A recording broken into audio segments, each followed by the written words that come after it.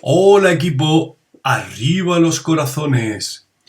Comienza aquí una serie de vídeos que vamos a dedicar a la poesía medieval.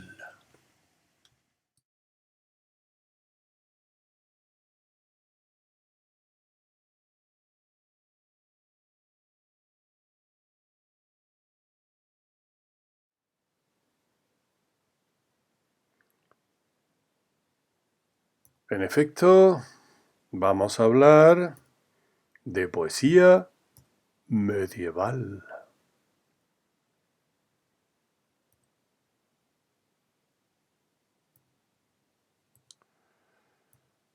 Conviene recordar, en primer lugar, qué es esto de la poesía. Pues esto de la poesía se refiere a aquellos textos literarios que están escritos en verso, es decir, que están organizados rítmicamente. Ese es el punto de partida para entender de qué vamos a hablar. A continuación hay que señalar que, como ya hemos dicho en más de una ocasión, esta época es una época que abarca varios siglos. Nosotros no vamos a hacer un estudio detenido siglo por siglo, sino que vamos a dar una visión general. Son muchos siglos, por lo tanto es posible que a veces en un mismo apartado estemos hablando de textos literarios entre los cuales hay una diferencia muy importante desde el punto de vista temporal, y que eso tiene como consecuencias también diferencias importantes en cuanto a la lengua, los contenidos y demás. Pero bueno, este curso lo que importa es que tengamos un primer acercamiento a estas obras literarias de la Edad Media, que son consideradas obras fundamentales dentro de la historia de la literatura española, sin necesidad de entrar en mucha más profundidad en cuanto a épocas y movimientos, al estudio concretamente de la época medieval. Bueno, aquí ha aparecido esta chica con una lira, y es que efectivamente vamos a hablar de poesía lírica. Recordar, porque la poesía lírica se llama lírica, pues está relacionado con la lira, y es que efectivamente en sus orígenes la mayor parte, por no decir todas las composiciones de la poesía lírica, son canciones, letras de canciones. Y eso es justamente lo que vamos a estudiar nosotros en la poesía lírica medieval. Por lo tanto, cuando estemos analizando los textos, no olvidéis que esos textos tenían como finalidad última el ser acompañados por una melodía, ¿eh? Así que si os animáis, pues a lo mejor, a lo mejor podéis componer alguna cosita con algunos de los textos que vayan apareciendo por aquí. Si hay poesía lírica es porque efectivamente hay poesía narrativa. Ya sabéis que la poesía narrativa será una poesía en la que se cuenta una historia, es decir, obras escritas en verso en las que se nos cuenta una historia, una sucesión de hechos relacionados entre sí. Aquí traemos este icono donde aparecen en varias viñetas narrada una historia, una simpática historia en relación con un torito, como podéis ver. Además de la poesía lírica, de la poesía narrativa, nos ocuparemos también del romancero. El romancero es el conjunto de romances, y el romance, aunque pudierais pensar en primera instancia que estamos hablando aquí de historias de amor, no, el romance aquí no se refiere a eso, como ya explicaremos. El romance es uno de los poemas, de los subgéneros poéticos más importantes de la historia de la poesía en castellano, y aparece justamente en la época medieval. Bien, pues estos tres apartados, no lo olvidéis y tomad nota. Dentro de la poesía medieval estudiaremos la poesía lírica, la poesía narrativa y el romancero. Dentro de la poesía narrativa, bueno, aquí tenemos el icono con el que asociábamos el romancero, ¿verdad? Una imagen encantadora de este caballero con su halcón que va a cortejar a la dama que está en el castillo. Decía que dentro de la poesía narrativa vamos a distinguir unas historias que nos hablan fundamentalmente de guerreros, y otras historias que nos hablan fundamentalmente de santos y de otro tipo de personajes históricos, no necesariamente santos, eh, que no son exactamente guerreros o en su caso son personajes tomados de los libros de historia. Bueno, no nos vamos a extender aquí ahora en esto porque no es el momento. Simplemente deciros que dentro de la poesía narrativa vamos a hablar de lo que se llama el mester de juglaría u oficio de juglares y el mester de clericía u oficio de clérigos, de religiosos. Y dentro de la poesía lírica distinguiremos también dos apartados. Hablaremos de la poesía tradicional y hablaremos de la poesía culta cortesana. Esa poesía que se desarrollaba en castillos y palacios, en ese ambiente que los nobles y los reyes principalmente creaban a su alrededor en cuanto a rodeados de vasallos, sirvientes y de sus administradores. Y en ese ambiente se desarrolló un tipo de poesía que denominamos poesía cortesana. Ya hablaremos de ella. Bien, pues estos son los tres apartados fundamentales: poesía lírica, poesía narrativa, el romancero y los subapartados en cuestión. ¿Y de qué vamos a hablar a continuación? Pues justamente de la poesía tradicional, es decir, de la poesía lírica tradicional. Ya veis, lo hemos destacado aquí para que sepáis dónde nos encontramos, en qué momento nos encontramos del desarrollo de contenidos. Así que estamos hablando de poesía, dentro de la poesía lírica y dentro de la poesía lírica, la poesía tradicional. Vamos a verlo. Aquí lo tenemos, vamos a hablar de poesía medieval, estamos hablando de poesía medieval y dentro de la poesía medieval de la poesía lírica, que es justamente aquella poesía en la que se expresan de manera inmediata los sentimientos, textos en verso, canciones. Y dentro de estas canciones, pues hablaremos de las canciones de la poesía lírica tradicional, de la tradición. Veis que hemos puesto aquí unas chicas tocando unos instrumentos y cantando, y es que efectivamente en la poesía lírica tradicional la mujer tiene un importantísimo papel. Aparece en la mayor parte de las composiciones como protagonista en la expresión de sus sentimientos, casi siempre sentimientos de tipo amoroso. Aunque tenéis que tener presente que el hecho de que quien en el poema aparentemente exprese sus sentimientos sea una mujer, no quiere decir que el autor del poema, que el autor de la canción, sea necesariamente una mujer, sino que puede ser perfectamente un hombre que utiliza eso que se llama el yo lírico. Pues el yo lírico, el yo que aparece en el poema, es un yo femenino, es una voz de mujer.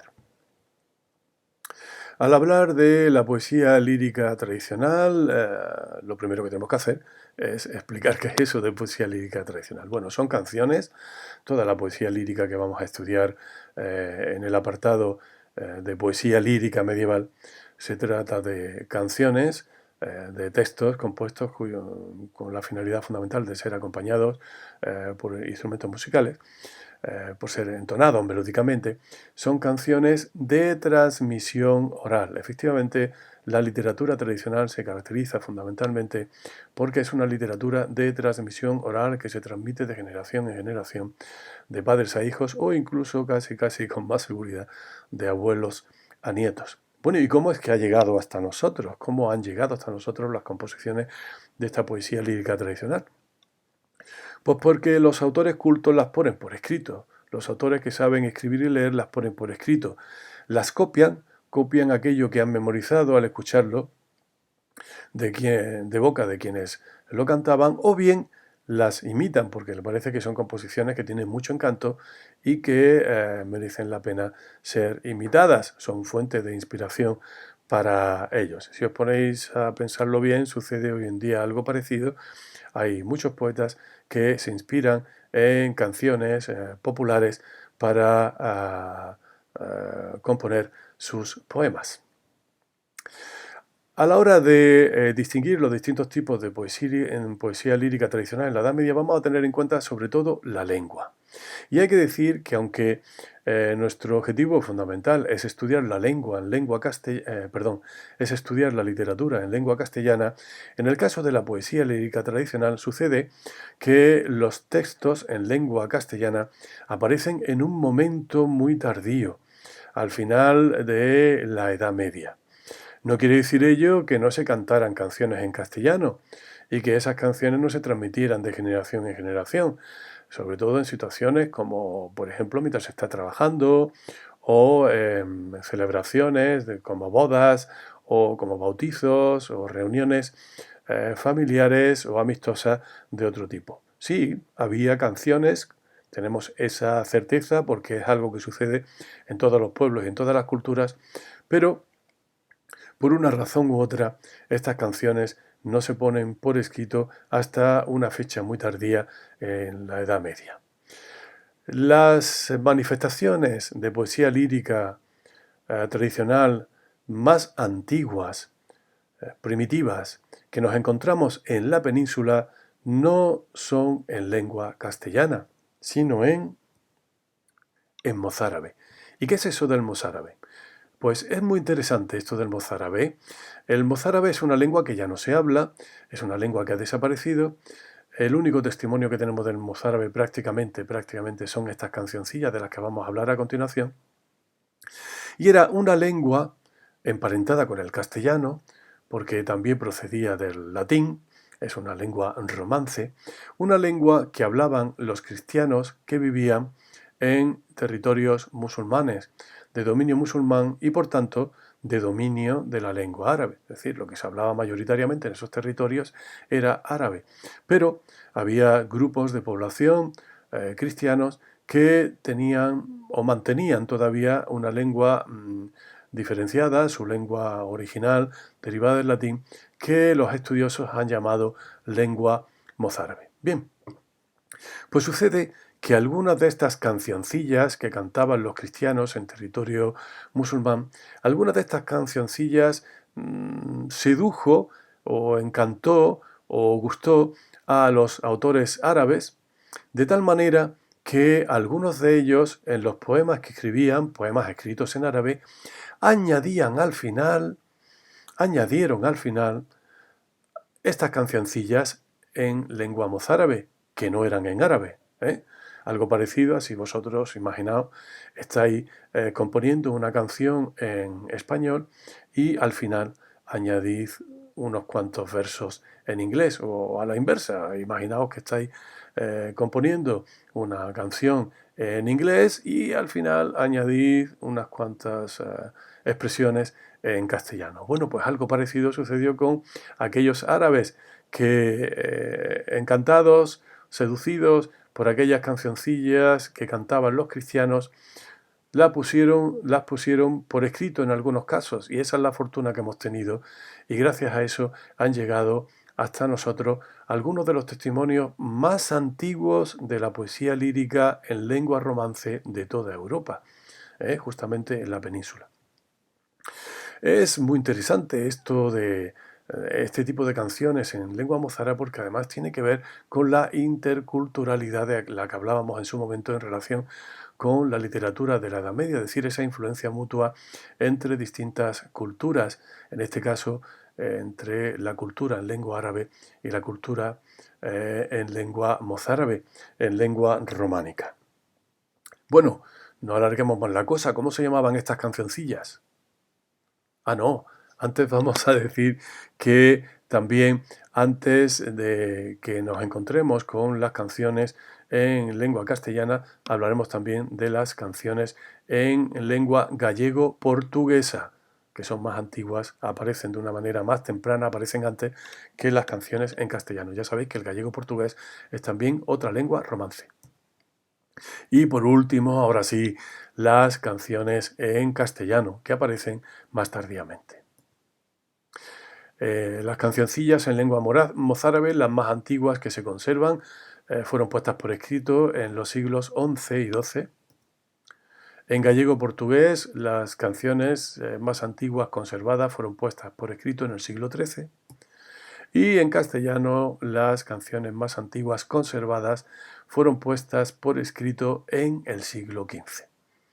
Bueno, volvemos con estas cancioncillas en lengua mozárabe. Se llaman jarchas y se llaman jarchas porque etimológicamente esta expresión procede de una palabra árabe que se llama jarja.